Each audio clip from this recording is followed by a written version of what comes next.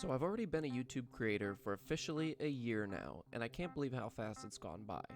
I wanted to make this video and talk to you guys a little bit about what inspired me to be a creator and some things that I've learned over the course of the year, and answer some questions you guys might have about the channel so far. First of all, I want to say to anybody that's aspiring to be a content creator or is just starting out, I think the most important lesson that anybody could learn is make content that you enjoy. If you're not having fun, don't play the game.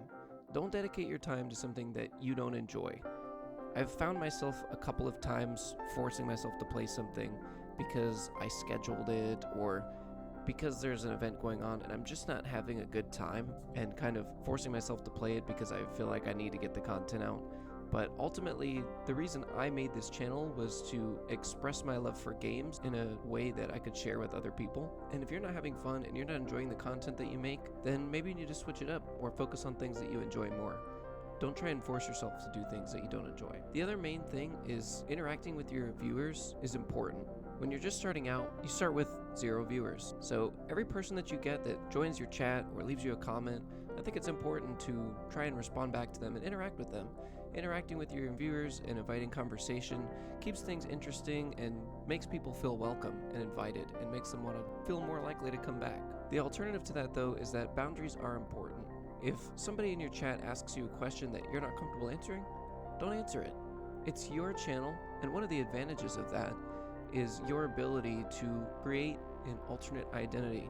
You can be whoever you want to be on your channel, and that's what's so great about it. Personal information is sacred, and you have the right as a creator to create any identity or character that you like and follow that as little or as much as you want to. And unfortunately, with as lucrative as the internet is these days, it can be dangerous to give out too much personal information.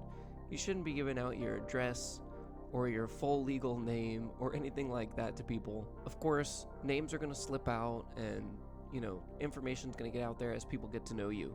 But just be careful with that and don't feel obligated to answer questions that you aren't comfortable with. And the other aspect of that is, while you're trying to cater to your chat and appeal to what they ask you, not every request must be fulfilled. Taking requests for content can be a good way to keep your chat involved and keep them interacting with you and make them come back for more. But ultimately, your channel is your art, and you should make the decisions on what kind of content you want to put out. It should be your own. Consistency is important, and it can help a lot with your views. An upload or live stream schedule can help build consistent viewership and give your followers something to look forward to keep your channel in mind when they're choosing a creator to watch. For those creators who are unable to stream or upload on specific days or times, creating an outline or a roadmap of when you'll play certain games on the channel can be a great way to schedule without making specific time commitments. I have also found that this helps prevent burnout or finding yourself forced to play something that you're not in the mood to play simply because it was planned ahead of time. I find myself making this mistake when I tried to schedule games out too far in advance, and I didn't find myself in the mood to play it when the time came, but it was on the schedule, so I played it anyway, and didn't have as much fun on stream as I could have if I had played something that I was more in the mood to play that day. You'll find yourself being more entertaining as a creator if you are actually enjoying the experience along with your chat, than if you're just forcing yourself to go along with it and trying to come up with things to say because you're bored or you're upset. So keep that in mind. When I play new games on my channel for the first time, I try to schedule them around in-game events in my main games that I play on my channel, such as Dead by Daylight, when I know certain events I'm going to want to play are scheduled. So that way, I have something to do in the downtime when there's nothing special or new going on in my main games, and that's a good opportunity for me to play those then. A lot of creators recommend double dipping or posting your content to multiple platforms, such as YouTube, Twitch, TikTok, etc. This is a great way to gain notoriety, but it can also be a daunting and discouraging experience when your viewership gains are low across all the different platforms you're on. In my experience, I tried to stream on Twitch for a little bit, and I did have a few new viewers, but I ultimately found that if people followed me on Twitch, they wouldn't transfer over to my YouTube channel and watch some of my long-form videos. And if they followed me on YouTube, they didn't necessarily want to come over to my Twitch and watch my Twitch live streams. So I've ultimately found from my experience that establishing a few consistent viewers on one platform will give your brand more stability and help you have an easier time branching out to other platforms later once you've established your name a little bit. I've also gotten a little bit creative with editing, and in my quest to put out more long-form content, I've honestly just enjoyed the experience of making mistakes with editing and having fun with that process, whether it be making thumbnails for videos or live streams, or clipping together a bunch of different clips or memes or scripts or whatever, and having fun with the experience. I'm very hard on myself in what I put out, and I try to only put out things that I find entertaining or skillful or funny.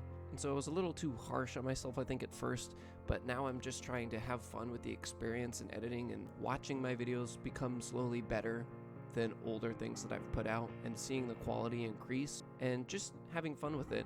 Of course, there's a lot of really good editing programs out there that you guys could use that are a lot more helpful. Everything I use for editing is free. I use all free software for now just because I'm getting started and I don't really have the means for that right now. But you'd be surprised what you can do using all free stuff. You don't need to have all the latest and greatest editing technology or hire an editor to have decent content. You really just have to know what your audience likes and what you can cut out. Usually, short, sweet, and to the point is the best thing you can do.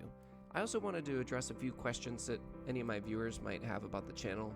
A lot of my longer term viewers that consistently come back and talk with me on stream or comment on my videos already know a little bit about me, and I didn't really get a lot of feedback when I asked for questions for this video, so I'm just going to kind of go over a few things that I've been asked before or that people might want to know. How did you come up with your gamer tag? Growing up, my uncle would always call me Big Dog, and my name is Tyler, so when I would create gamer tag for games, I would always kind of come with a spin off of that and just put T-Dog with like a number. I'm always really bad at coming up with nicknames that I think are cool, and I have a hard time coming up with stuff. So the best thing I could come up with was to alliterate the name and come up with a nickname that had alliteration in it, such as Toxic T-Dog. I just thought that sounded cool, like some green oozing toxic waste in a barrel or something, and so I thought it sounded cool, so I went with it for a while. And then of course, a couple years after that, society came out with the whole toxic people ideology, so that kind of has a negative connotation to it now, but I'm just rolling with it because I like it. I don't care. I've had a few variations to the name over the last couple of years, but upon creating the name for the YouTube channel, I wanted to come up with something that portrayed what the channel was about, which was me playing games. I originally wanted to use something along the lines of Toxic T-Dog Plays, but I thought that was just a little too long and thick, so I just stuck with it, short and sweet, to Toxic Plays.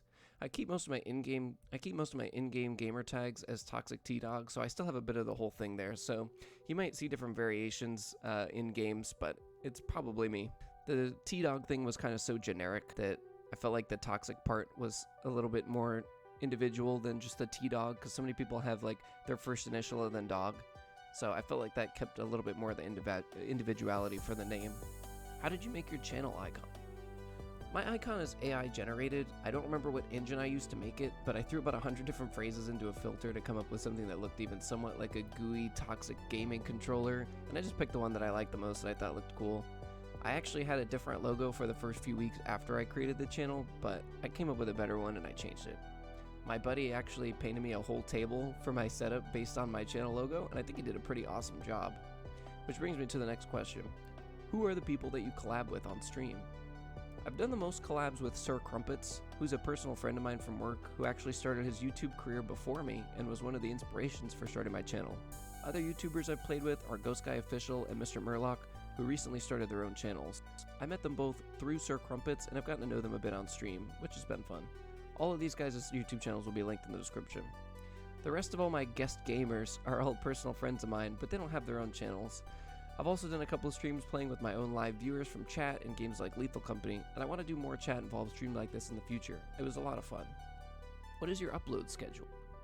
I upload daily shorts at 4:30 Eastern Time. I'm trying to create more long-form content right now, from strategy guides to more cinematic storytelling videos. I'm working to put out at least 2 of these long-form videos a month, but these uploads are not on specific dates. I also try to do live streams at least twice a week on YouTube, but unfortunately, I'm unable to stream on specific days of the week. I have a full-time job and it's in retail, and unfortunately my work days vary. The best way you guys can stay updated on when I will be live is through my Discord channel, link in the description. When is the face cam coming?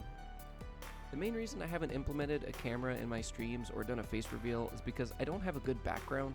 I currently stream out of our office and I don't have a great background or space to set up a cool backdrop. I'm open to doing face cam someday, but it probably won't be till I move out of the apartment setting and into a house. just to give you guys an outline of what my channel has in store for the future or what some of my ideas are. Again, I want to continue creating more long-form content and doing some more cinematic style videos. I've really enjoyed making all the videos in my T-Dog cinematic videos playlist, where I just have some intense music and a couple text lines and tell a short story and kind of keep it more involved and not have all the commentary and just keep it more suspenseful. I think those are my favorite ones I've been enjoying. I also try and do a lot of strategy guides. I haven't made many yet.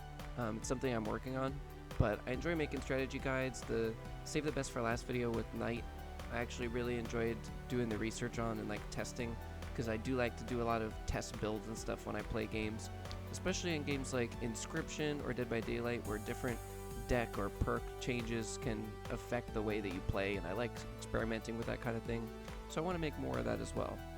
Of course, my channel has been primarily a horror game channel over the year, so I would like to do more horror games, and especially as we push into August and September and October, I want to do some more horror games. So I'm currently taking more suggestions from you guys in chat and in the comments of what games you guys would like to see me play for horror, and I'll try and see which ones I can play. Over this last year, I've had such a blast with you guys. I've learned a lot. I'm teaching myself a lot about editing and video making, and I'm just trying to have fun with it.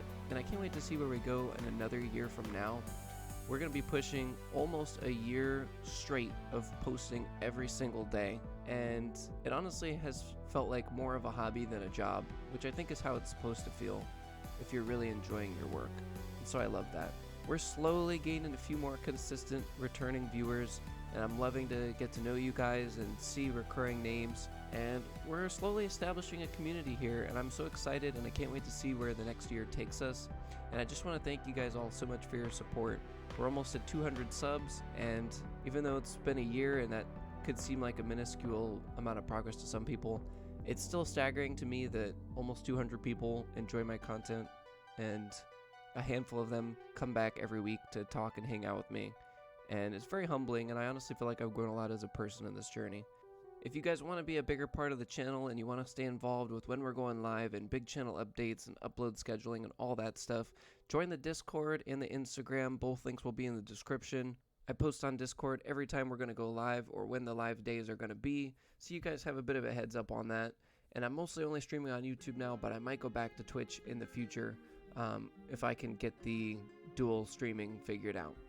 But until then, I'll see you guys in the next video. Thank you guys for your support, and thank you for watching me over this last year. Here's to another year.